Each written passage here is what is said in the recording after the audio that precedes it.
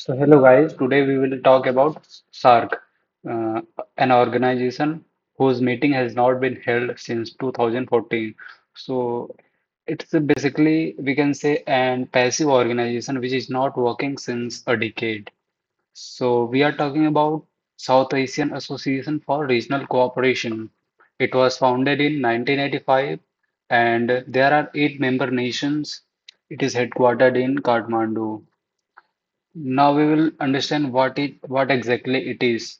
So it is basically an intergovernmental organization which was formed to promote free trade among South Asian nations, ensure safety and food security, and also ensure that people of the across the South Asian nations are able to cooperate with each other freely. It was founded in 8 December 1985 and its headquarters is in Kathmandu, Nepal.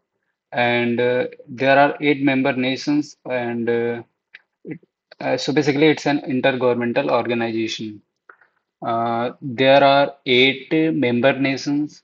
So first one is Afghanistan and second one is Pakistan and here is India, sorry, and here is Nepal, here is Bhutan, here is Bangladesh, and Sri Lanka.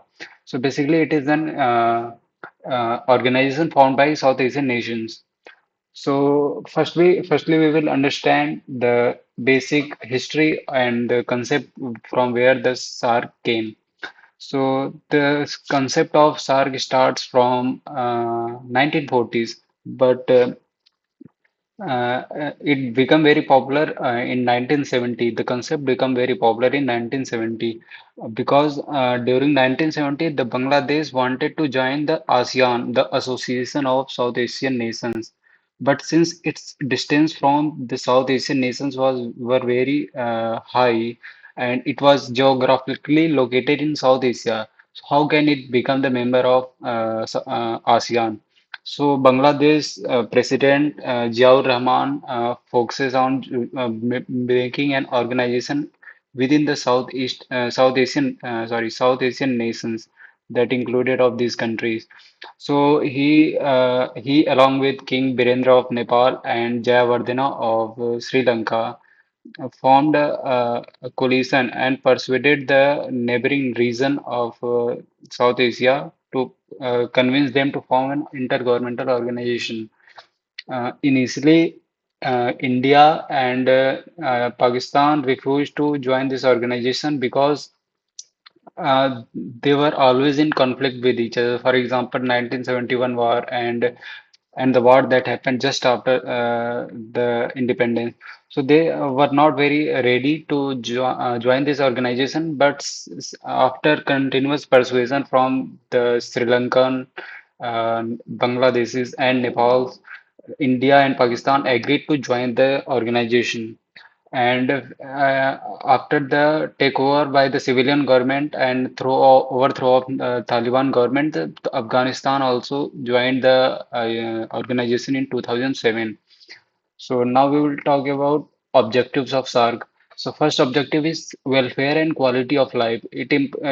Just like European Union, where the quality of life is higher because there is free trade among the European nations. So SAARC was also built on the same framework to promote the quality of life, increase wealth. And second objective is economic growth. This means to boost the ease of doing businesses and business indexes and increase the exports, etc., among the nations to improve the connectivity, infrastructure, etc. And third point was collective self-reliance, which means that the SAARC nations should not be dependent on foreign imports. For example, like importing textiles from China or any other nation. Instead of this they should import with each other. For example, Bangladesh is very much famous for textile, and India is very much famous for technological sector, and Pakistan is very much famous for making the football balls etc. And Pakistan is also famous for exporting grains like India, and Nepal is also very much famous for exporting crucial metals. Uh, and Sri Lanka is famous for their organic farming. And the fourth objective was to promote regional cooperation because there was very much tense situation in South Asia. So this group was formed to solve this issue. And the fifth point was to eliminate any enmity among the nation and promote mutual trust. And fifth point was to promote global partnership.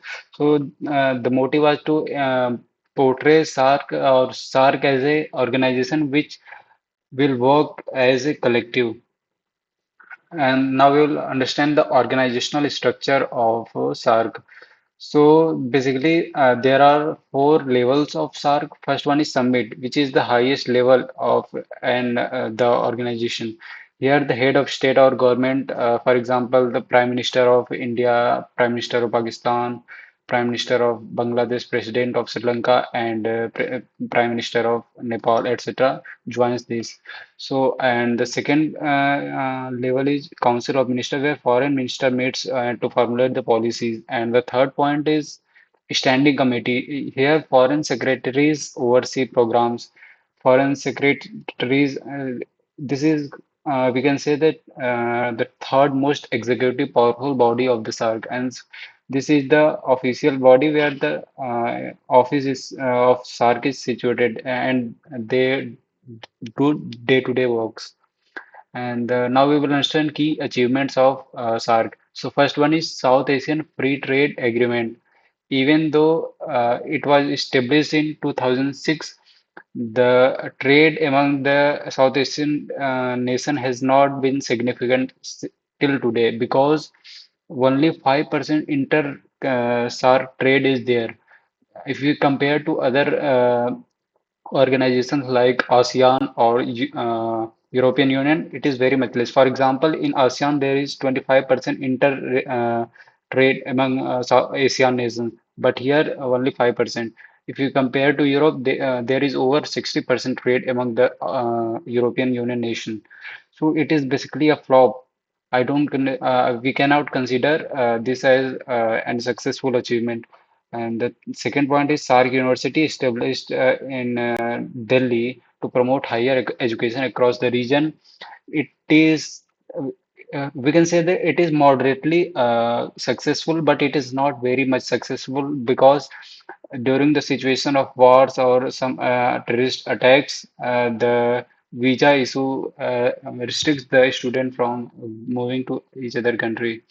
The third point is SAARC Food Bank. This is also not successful. It is very